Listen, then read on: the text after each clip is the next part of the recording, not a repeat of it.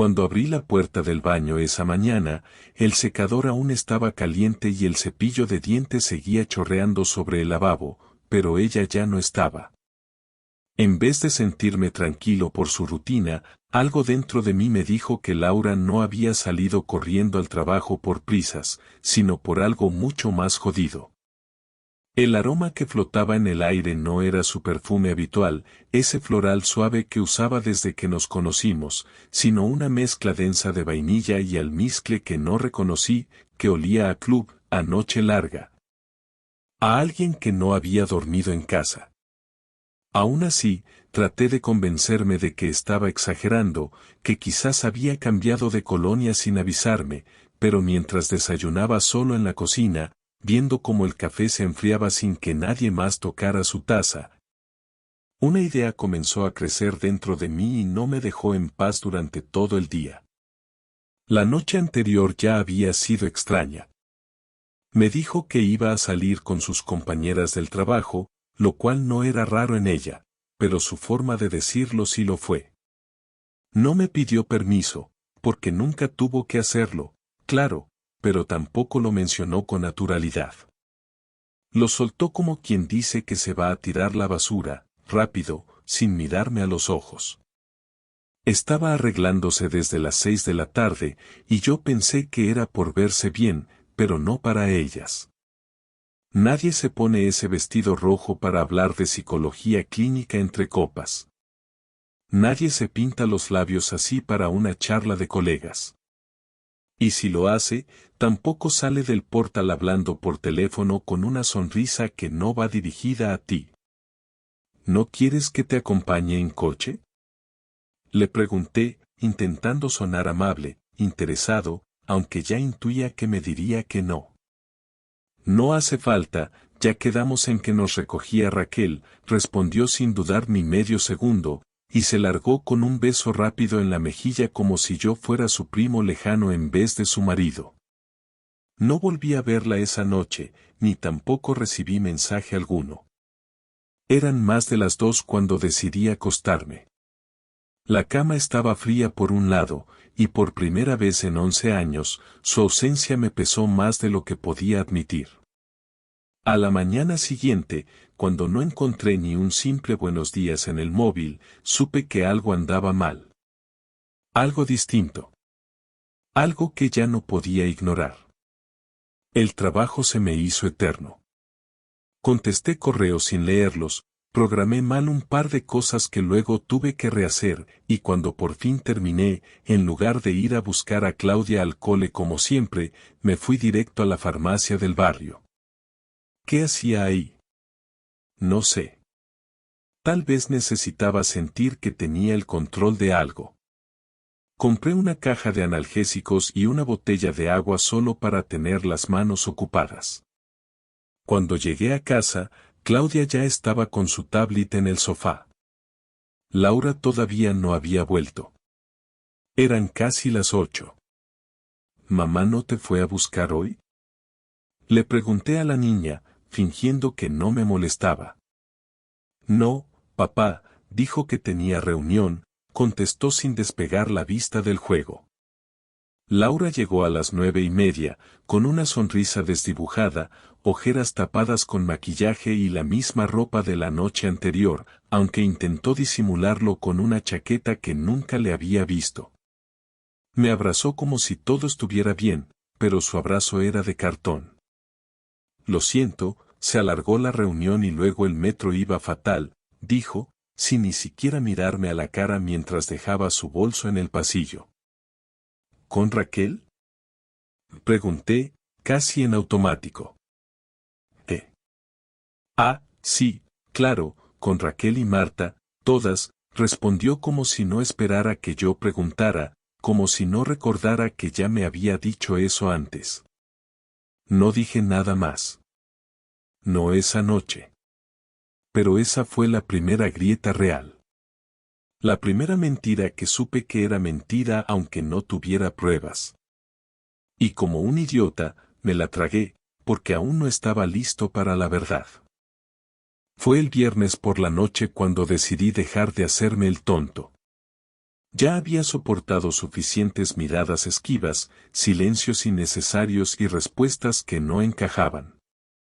Durante el día, mientras trabajaba desde el salón, escuché cómo Laura hablaba por teléfono en su despacho, y aunque no entendí mucho de la conversación, capté una frase que me dejó frío: te juro que Sergio no sospecha nada.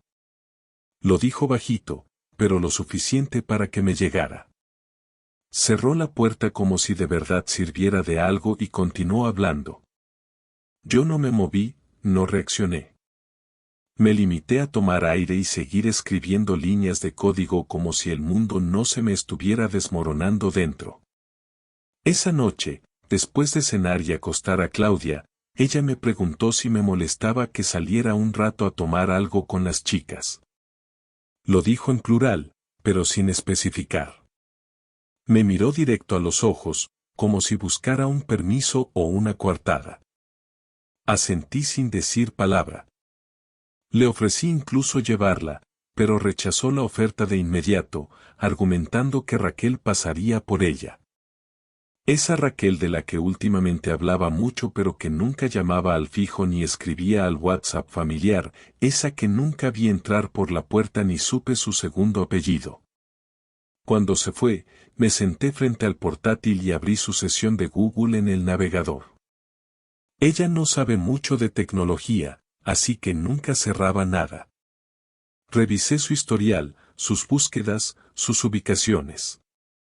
Descubrí que el sábado anterior no había estado en el restaurante que me dijo, sino en una calle residencial al otro lado de la ciudad. También noté que había buscado en Google cómo saber si un hombre sospecha que lo engañas. Ahí entendí que ya no eran imaginaciones mías, ni celos sin fundamento. Era una realidad que ya estaba instalada en casa, como una humedad que no se ve pero arruina la pared por dentro. Sentí una mezcla de rabia y resignación. No era tanto el hecho de que me estaba engañando, sino que me tomara por estúpido, como si yo fuera incapaz de atar cabos. Me levanté, fui hasta el dormitorio y abrí el cajón donde ella guardaba su tablet. La encendí y, para mi sorpresa, no tenía clave.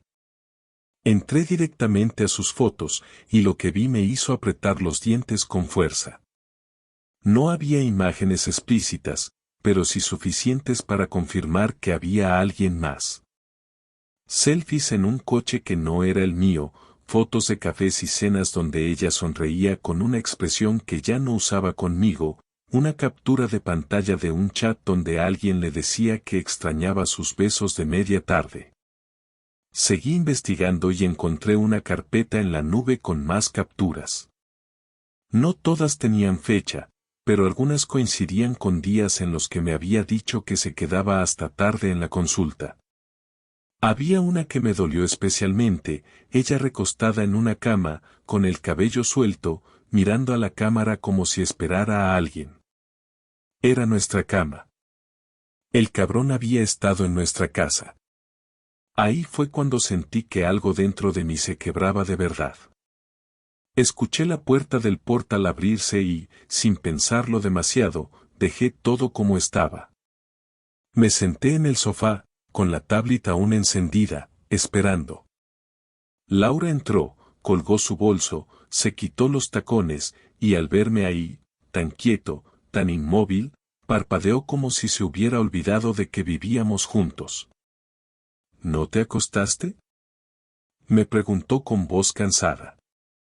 Le mostré la tablet, con una de las fotos abiertas. Su cara cambió de inmediato. Primero sorpresa, después susto, y luego esa expresión que ponen los culpables cuando saben que ya no hay salida elegante. No sé qué decir, murmuró, sentándose al borde del sofá como si el suelo quemara.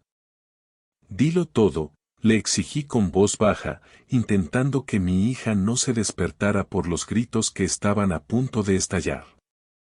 Laura tardó. Se frotó las manos, evitó mirarme, como si juntar palabras le costara más que aceptar su propia culpa. No es alguien importante, fue solo una vez, no sé por qué lo hice, empezó, pero le corté enseguida. ¿Solo una vez? ¿Y las fotos? ¿Y las capturas? ¿Y los cafés, las mentiras, las ubicaciones?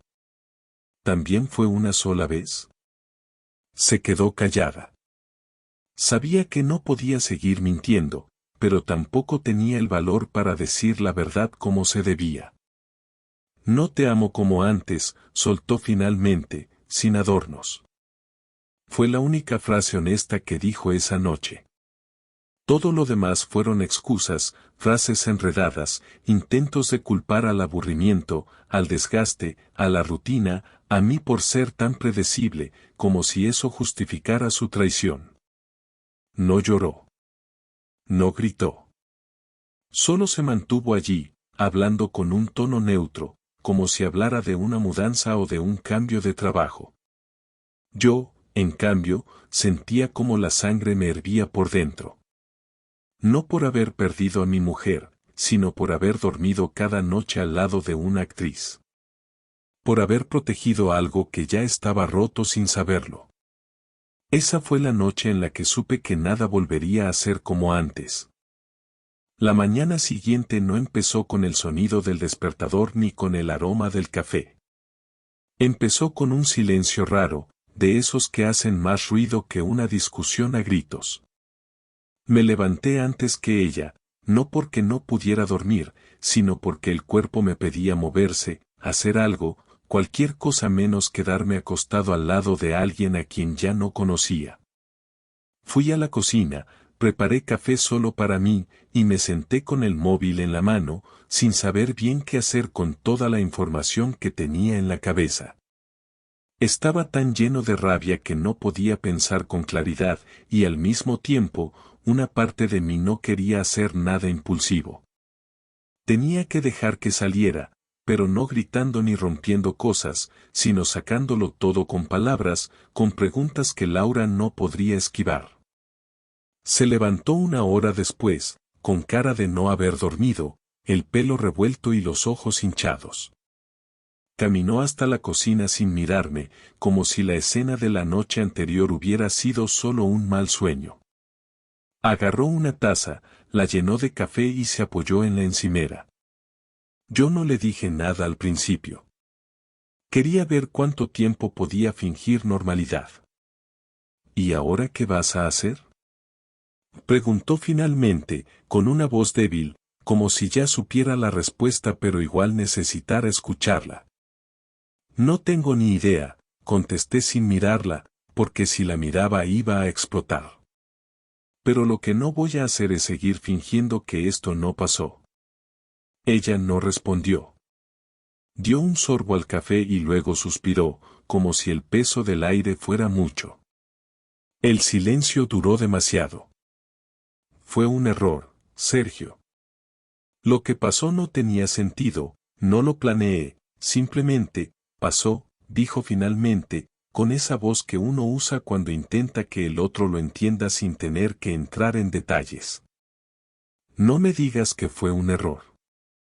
Un error es dejar la leche fuera de la nevera, no acostarte con otro tío y luego seguir volviendo a él como si nada, le solté, sintiendo como el calor me subía por el cuello. No me trates como a un imbécil. Laura se quedó quieta, tragando saliva con dificultad. Miró hacia el pasillo, como si esperara que Claudia se levantara en cualquier momento y la escena se interrumpiera. Pero la niña seguía durmiendo, ajena al derrumbe de sus padres. No lo busqué, dijo al rato. Empezó con mensajes, tonterías. Yo no pensaba que iba a llegar a más. ¿Y cuántas veces fue más?, pregunté, aunque no sé por qué lo hice. La respuesta solo podía doler. No lo sé, admitió, lo cual fue aún peor. No lo conté. No es alguien importante, no hay sentimientos. Pues menos mal que no había sentimientos, porque si los hubiera habido igual se muda con nosotros, respondí con sarcasmo, ya sin poder controlar la ira que llevaba acumulada. Laura no dijo nada. Solo bajó la cabeza y se agarró las manos, nerviosa. Yo me levanté y caminé por la cocina sin rumbo, como si necesitara espacio físico para no estallar. ¿Por qué en nuestra cama? ¿Por qué aquí? Le pregunté, y ahí sí la miré, directo, esperando que al menos tuviera el valor de responder. No fue aquí siempre, dijo. Solo una vez, y me arrepiento, Sergio, de verdad. ¿Y eso qué cambia? ¿Qué me da tu arrepentimiento ahora? No lo sé, respondió, casi en un susurro. Nos quedamos en silencio durante varios minutos. Sentí el impulso de irme, de salir a la calle y no volver, pero también sabía que no podía hacer eso sin pensar en Claudia, en cómo afectaría todo a su mundo. Yo no estaba listo para destruir su estabilidad solo porque la mujer que se supone debía cuidar de esa familia había decidido traicionarla desde dentro. ¿Quieres estar con él? Pregunté de golpe. No, respondió sin dudar. Ni siquiera hablamos desde hace días. Fue algo sin futuro, estúpido. Pero lo elegiste igual. Consciente, despierta, sin que nadie te obligara. Sí, reconoció, y por fin me miró. No tengo excusas, Sergio.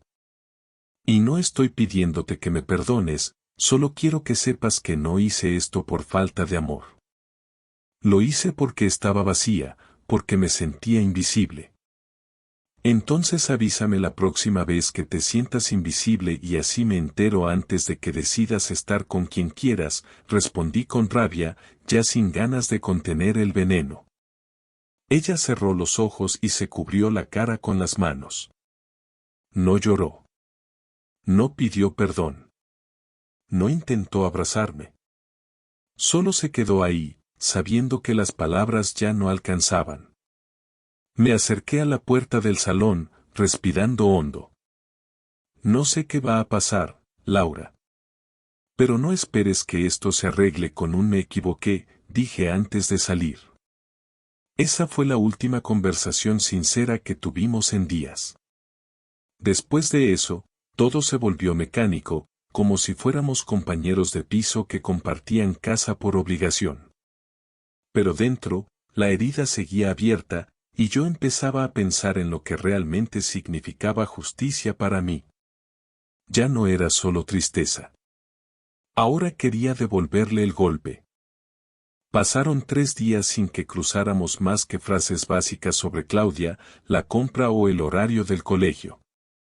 Laura intentó actuar como si el mundo no se hubiera venido abajo, como si bastara con poner cara de cansancio y ser un poco más amable para que todo volviera a su lugar. Pero yo ya no era el mismo tipo que se tragaba excusas o fingía que no pasaba nada. Me movía por la casa como si fuera terreno enemigo, cada paso medido, cada mirada cargada de intención. Dormía en el sofá, no porque ella me lo pidiera, sino porque no podía soportar estar a menos de 1 metro de alguien que había manchado todo lo que yo había defendido durante más de una década. Y mientras tanto, yo planeaba. No una venganza de película, no algo que terminara con lágrimas y gritos en una estación de tren, sino algo más sencillo y, para mí, más justo, quitarle la tranquilidad con la que creía que se podía salir con la suya. Primero, copié todo lo que tenía en la tablet a un pendrive. Fotos, capturas, ubicaciones, mensajes, hasta las búsquedas de Google. Lo organicé en carpetas con fechas, nombres y lugares. No me importaba cuánto había durado, me importaba tener pruebas de que esto no había sido un desliz, como ella lo llamaba, sino una decisión mantenida en el tiempo. Después, fui directo a la consulta donde ella trabajaba. Fingí que tenía una cita con otra psicóloga y, mientras esperaba en la sala de recepción, identifiqué al conserje. Me acerqué, le hablé con educación, y tras un par de bromas, solté la pregunta. ¿Tú sabes si Laura sigue con el de la moto? Le dije como si estuviera comentando sobre fútbol. ¿El que venía antes? Hace semanas que no lo veo, respondió sin darle importancia. Listo, confirmado. El tipo no era un amante cualquiera. Era un habitual. Alguien que incluso entraba a su trabajo. Salí de ahí con una calma nueva, una determinación que no sentía desde hacía tiempo. Esa noche, mientras Laura se duchaba, busqué el contacto de la madre de una de sus amigas de siempre. Una señora muy activa en redes, siempre comentando fotos, organizando cenas de cumpleaños y subiendo recuerdos de viajes. Le mandé un mensaje corto, respetuoso, pero directo. Le pedí su correo electrónico y le expliqué que necesitaba enviarle algo que solo ella sabría manejar con discreción. A la mañana siguiente, le envié un correo con todas las pruebas. Nada ofensivo, nada explícito, solo la verdad bien documentada y organizada. En el asunto puse, por favor, manténlo entre nosotras. Solo quiero que sepas la verdad. Y al final del mensaje escribí, no busco venganza, solo equilibrio. No estoy dispuesto a ser el único que cargue con esto.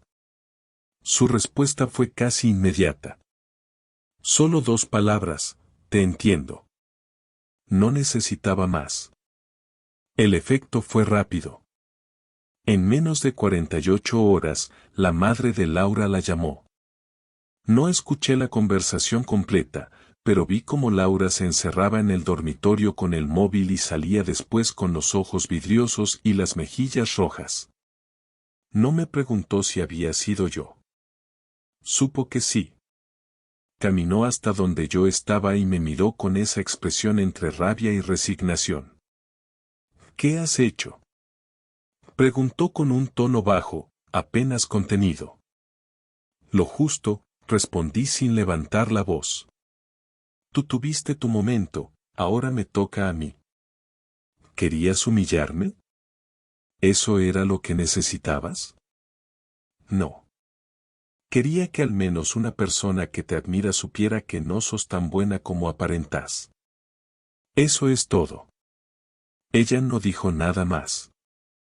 Caminó hacia la cocina, dejó el móvil sobre la mesa y salió al balcón.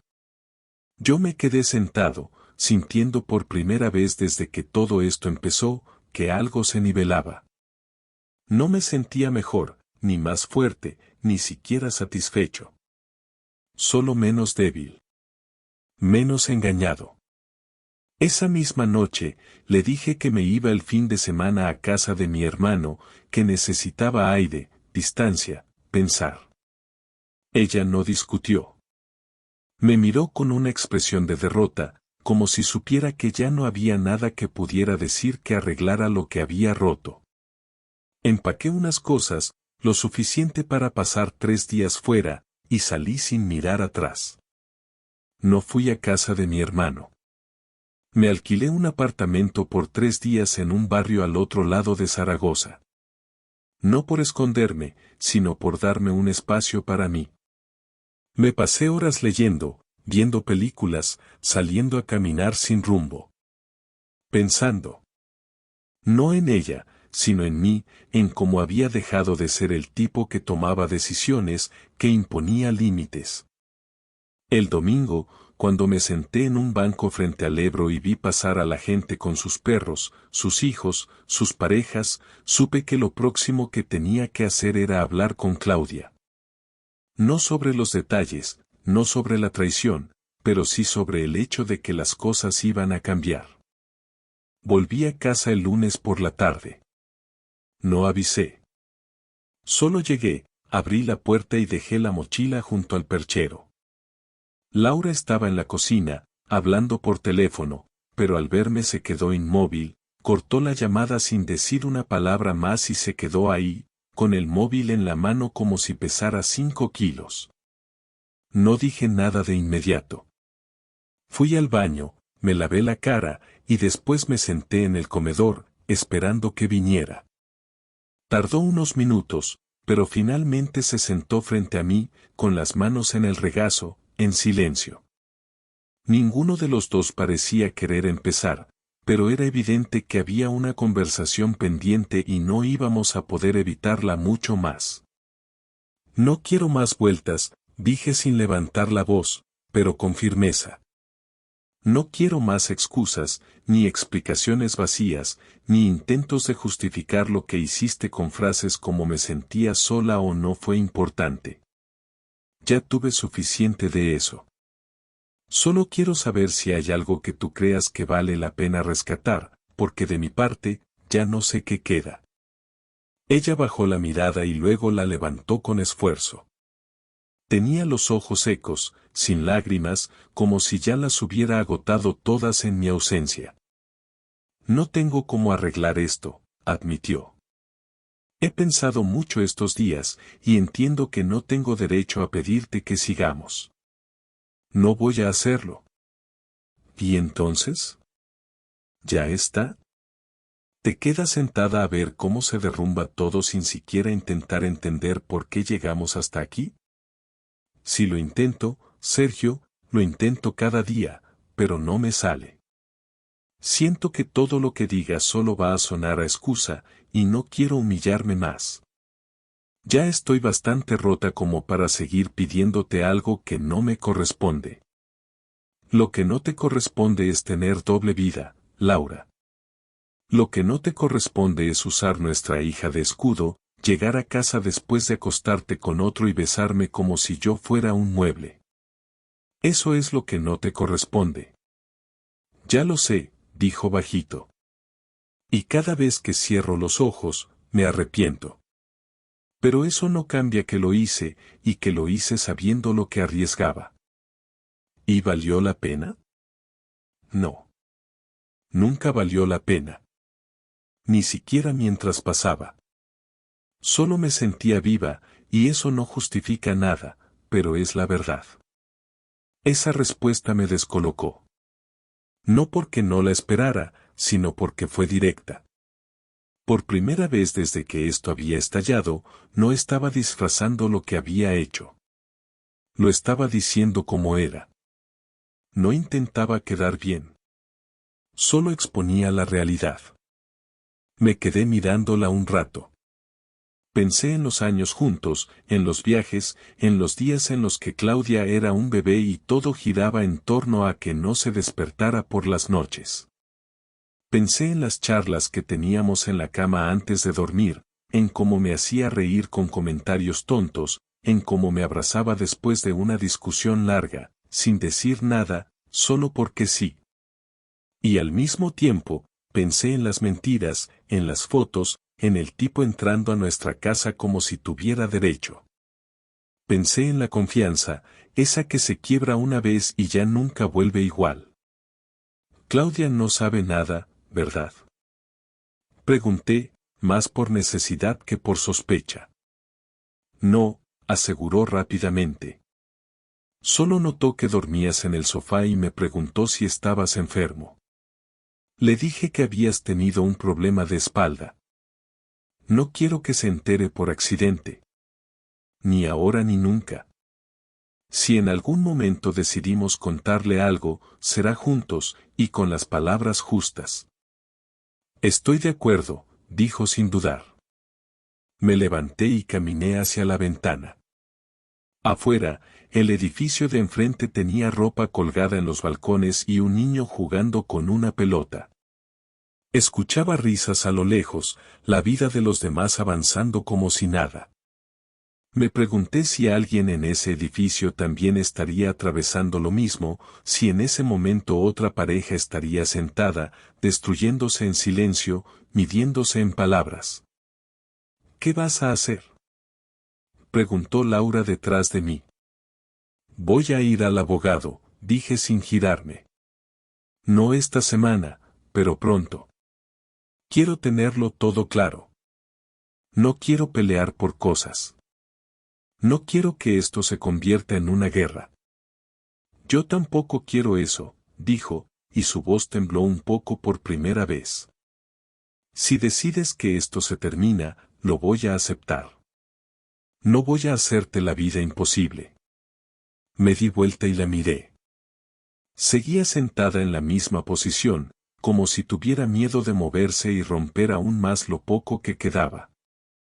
Lo que quiero ahora es paz, le dije. No sé si podré perdonar, y no sé si quiero intentarlo. Pero quiero que todo lo que venga sea con respeto. Por Claudia, y por lo que alguna vez fuimos. Te lo prometo, dijo, y esta vez sus ojos se llenaron de lágrimas. No la abracé. No me acerqué. Solo la miré y me fui al cuarto de Claudia, que seguía viendo una serie en su tablet. Me acosté a su lado, sin decirle nada, y ella me abrazó como si fuera lo más normal del mundo. Y en ese momento supe que el daño estaba hecho, que la relación con Laura no iba a volver a ser la misma, pero que aún tenía algo por lo que mantenerme firme. Han pasado 3 semanas desde aquella conversación, y todavía hay mañanas en las que me despierto esperando sentir que todo fue una pesadilla. Pero no lo fue. Cada rincón de esta casa me lo recuerda. El sofá donde dormí durante días, la cocina en la que discutimos en silencio, el baño donde una toalla mal puesta me parecía una provocación. Laura y yo no hemos vuelto a hablar de lo que pasó. Hemos operado como dos adultos obligados a convivir por logística, por Claudia, por la hipoteca, por ese absurdo contrato social que uno firma sin pensar que algún día podría vivir con alguien a quien ya no ama. Cada uno en su burbuja, con horarios distintos, sin planes juntos, sin comentarios que vayan más allá de falta pan o ya recogía Claudia. No fue hasta ayer, sentado frente al abogado, que entendí que ya había tomado la decisión mucho antes de firmar nada. No quería seguir casado con una persona que podía mirarme a los ojos y seguir mintiendo. No porque ella fuera un monstruo, sino porque yo ya no podía seguir cargando con una historia donde el otro rompió el acuerdo y esperó que no pasara nada. El abogado fue claro, me explicó cómo dividir bienes, qué sucedería con la custodia compartida, cómo se manejan las visitas y los tiempos. Le dije que no iba a pelear por nada. Solo quería que el proceso fuera rápido, sin sobresaltos, sin culpas expuestas frente a terceros. No quiero arrastrar a Claudia por juzgados, ni usarla como moneda. Lo único que quiero es cerrar esto con dignidad, al menos por mi parte. Hoy me senté con Laura a solas por primera vez desde aquella conversación. La niña estaba en casa de una amiga, y no teníamos más excusas. Le mostré los papeles, le dije que ya había comenzado el trámite y que recibiría los documentos en los próximos días. No lloró, no me gritó, no intentó convencerme de nada. Solo asintió, como si también necesitara que alguien diera el primer paso para sacarnos de este limbo. Hablamos sin agresión, sin ironías, sin el veneno que suele tener una ruptura. Creo que en el fondo, los dos sabíamos que ya no quedaba nada para rescatar. ¿Crees que Claudia lo va a entender?, preguntó Laura, y por primera vez en días, la noté nerviosa de verdad. No lo sé, le respondí con honestidad. Pero vamos a tener que explicárselo con calma, sin echar culpas. Lo que decimos ahora es lo que va a recordar cuando sea grande. ¿Crees que lo hablemos los dos juntos? Sí. No quiero que venga de mí solo. Ni de vos sola. Esto es de los dos. Aunque uno haya hecho más daño, Claudia no tiene por qué cargar con eso. Laura asintió y se quedó mirando la mesa. Yo la observé unos segundos. La conocía tanto que podía adivinar lo que estaba pensando. No era culpa lo que sentía. Era una mezcla de alivio y vacío. Ella también sabía que esto se había terminado hace tiempo, solo que ninguno de los dos se había animado a decirlo en voz alta. Y ahora que lo habíamos dicho, el silencio era distinto. Más limpio, menos denso. Me levanté y fui a mi cuarto. Ya no dormía en el sofá, pero tampoco volví al dormitorio matrimonial. Empecé a buscar piso la semana pasada, algo pequeño, cerca del cole de Claudia. No voy a desaparecer, no me voy a ir a otra ciudad, ni a cambiar mi número. Solo quiero un espacio donde pueda respirar sin pensar en todo lo que se rompió. No sé si voy a estar solo mucho tiempo, y la verdad es que no me importa. No me siento desesperado por volver a empezar. Me siento más enfocado en aprender a estar conmigo mismo, sin mentiras alrededor, sin falsas esperanzas, sin tener que fingir que todo está bien cuando no lo está. Laura me escribió un mensaje esta noche mientras yo estaba en mi habitación. No vino a tocar la puerta. Me escribió. Decía, gracias por no destruirme cuando podrías haberlo hecho. Y por cuidar a Claudia más que a tu ego. No respondí. No porque no valorara lo que decía, sino porque no tengo ya nada más que decirle. Lo que teníamos se acabó el día que decidió que yo no era suficiente y que mentirme era más fácil que enfrentarse a su vacío. Lo que sigue ahora no es castigo, ni revancha. Es simplemente otra vida, otra etapa, otro camino. Mañana vamos a contarle a Claudia que nos vamos a separar. Lo vamos a hacer con las palabras más claras que podamos encontrar. Le diremos que la queremos igual que siempre, que esto no es culpa suya, y que vamos a estar presentes los dos. Le explicaremos que a veces las personas toman caminos distintos, que eso no significa que la familia desaparezca. Le diré que puede preguntarme lo que quiera, que no hay temas prohibidos, y que no tiene que elegir entre su madre y yo. Solo quiero que sepa que pase lo que pase, yo voy a seguir siendo su papá todos los días. Y cuando todo esté dicho, me iré. No con odio. No con rencor. Solo con la decisión de vivir una vida donde no tenga que preguntarme todas las noches si soy suficiente para alguien. Con la tranquilidad de haber hecho lo posible por no perderme a mí mismo en el proceso. Esto terminó. Y aunque duele, también es un comienzo. No sé si mejor. Pero es mío. Y esta vez, lo voy a construir sin engaños. Paso a paso. Sin apurar nada. Porque al final, lo único que aprendí de todo esto es que si no sos honesto con vos mismo, nadie lo va a hacer por vos.